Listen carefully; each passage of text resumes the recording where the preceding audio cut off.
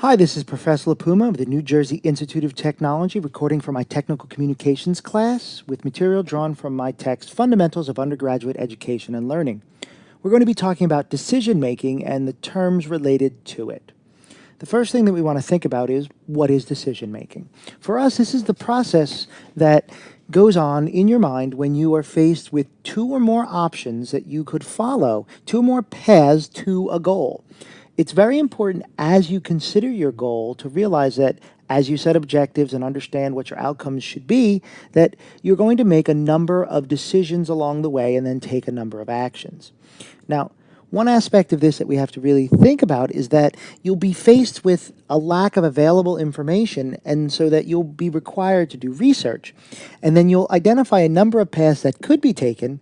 And then in order to understand what is the best path, you're going to have to evaluate, narrow, refine, and select among alternatives that may or may not be clearly described, explained, or even understood.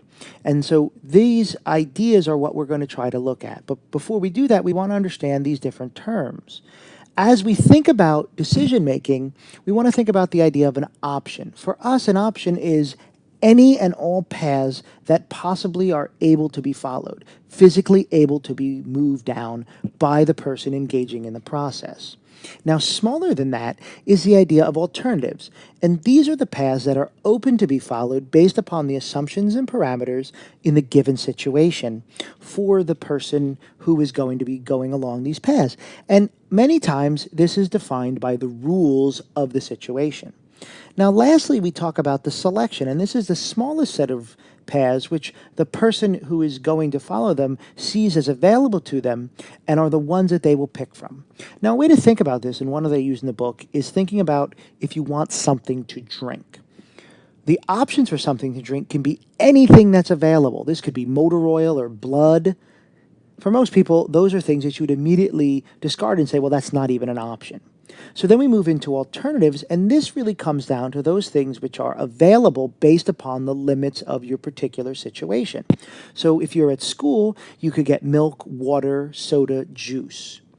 Now, the idea is that your selection is even more narrow than that because it's a set of paths that you would want to follow, that you know about and could see. So when you think, I want something to drink, all you can envision is the soda machine at the end of the hall, then your selection becomes the set of sodas which are available in that machine in that time.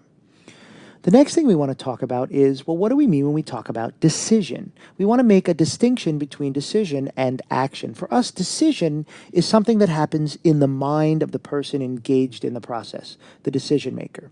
And it's the resolving to follow a certain path. That's what we mean by decision. So then action becomes attempting to put that resolution of mind to take that action, to follow that path, into effect.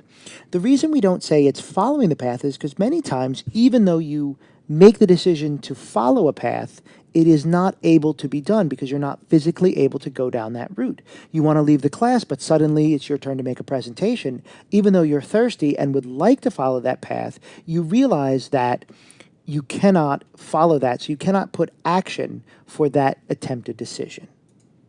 Now, to look at this graphically, the idea here is that our option could be this very messy collection of routes and paths. The next set is that smaller set that when we place parameters, we want to see that it becomes much more clarified because we're eliminating a number of things. If for some reason none of these alternatives are what we want, we have to go back to our options and see if we left something out that might make the process better.